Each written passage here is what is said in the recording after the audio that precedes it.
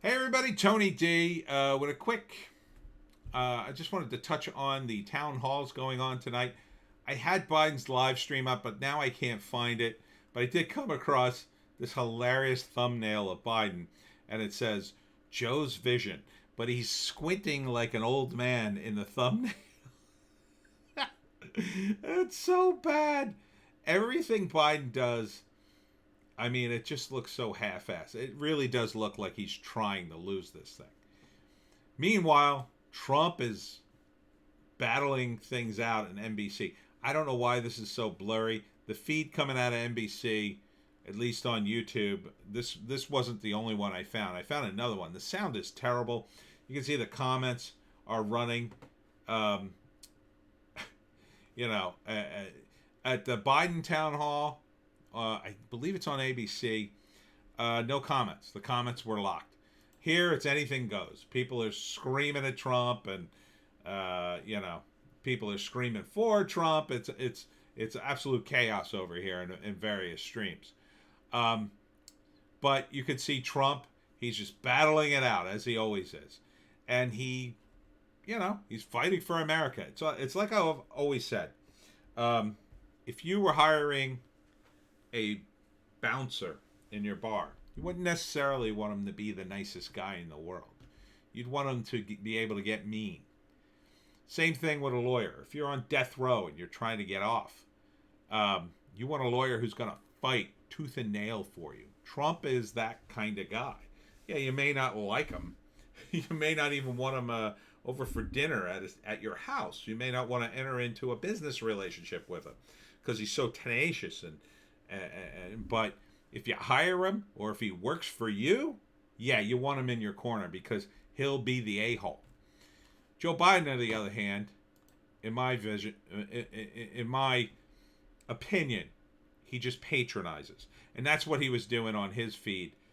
Again, he was talking about race relations. Talking about how white people have it better and black people are poor, and I'm going to help black people. And I was just like, are you kidding me? What year is this? What year is this? Biden is, look, when you're older, you sort of get stuck in your ways, and the older you get, the more that tendency tends to be true.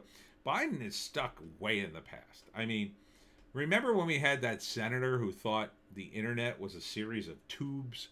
I mean, that's kind of the kind of guy Joe Biden is. I mean, I don't think he could even use Twitter. Trump is the master of Twitter. He is the king of Twitter. He is the king troll of the internet. He has proven time and time again he can roll with what the universe comes up with. If the aliens finally invade the planet, who do you want as president? Joe Biden, squinty Joe Biden, or Donald Trump saying, "You're not gonna beat us. You little green men. You're gonna go back to Mars, and I'm not gonna talk to you anymore." That's my Trump. I know it's not that good. But Trump, yeah, Trump is a bulldog. He's not. No, he's not. He's not like a bull in a china shop. He's like a bear in a china shop. And that's the guy you want. You want that guy in your corner, especially now, because the United States is number one, baby. And the problem with being number one is everybody's out to knock you down. China clearly is, and don't be fooled, but all the other countries, even our allies, are too, which allows me to segue into USA wins $7.5 billion award in Airbus subsidies case. This case has been in arbitration for 15 years. The United States basically fighting the EU in court over their subsidies for their Airbus. And we finally won. Probably 7.5 billion probably barely covers it, but there you go. The Europeans are our allies, but they are also their own countries and have to serve their own interest. Now, I could totally see a guy like Biden letting this go. Let's let the Europeans, let's let them have this one. It'll help smooth the way for some other deals we got going.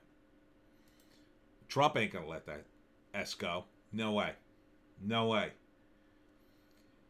The Airbus screwed us. Nah, I can't. My Trump is just bad.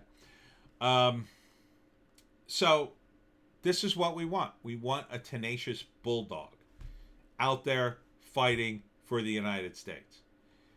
On top of the fact that if you go to Rudy Giuliani's website, this is on YouTube, he's got a video, and granted, he's totally biased, but it's called The Biden Crime Family's Payoff Scheme, where he breaks down, as if he's in court, how he thinks the Bidens are funneling money into the family via Hunter, via all these deals, while Joe was VP. And it's a pretty good video. I wish I could show it to you and go through it, but YouTube. It's a YouTube video, might get flagged, so I can't really show it to you. But just do a search for Rudy Giuliani, and this is his page here, and it's worth seeing. It's worth seeing. Just he is biased, obviously, but he breaks it down well. And one of the things I think, with regard to Hunter, is why is Hunter a drug addict? Why is he a drug addict? Because he knows what he's doing is sad and wrong. That's what I think.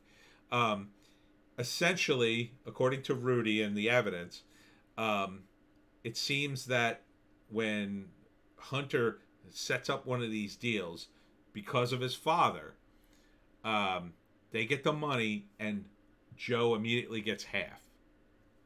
That's the deal they got. And, Hunter and anybody else in the family, they can have schemes, but they have to give Joe half. Yeah.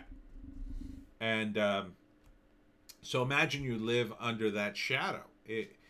I can understand why Hunter probably feels like a nothing, a nobody, a second rater, because his father runs the show, not him. At his age, Hunter's, he's closer to my age, I think. It must suck. He's a lawyer. He could be making real money on his own. Instead, all he's doing is handling the family business. That's gotta rub you the wrong way after a while.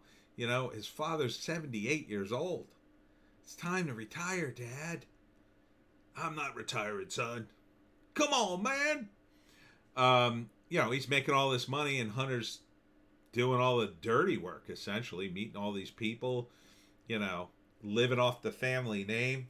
That's not making it on your own. And I think that wore on him, besides the fact, certain people are just open to kind of drug addiction, body chemistry and whatnot. But I think there's a real despair in his mentality, and I think that's why he's, being a drug addict, it's self-destructive, right? I mean, he's smoking too. He was smoking cigarettes. It's a self-destructive habit. I think he's, maybe he hates himself a little bit for everything that's going on, for what he's doing. Maybe he knows it's wrong, but it's his dad. What is he going to do? He can't say no to his dad, right? Can't say no to his dad after Bo died, the good son, quote unquote, right?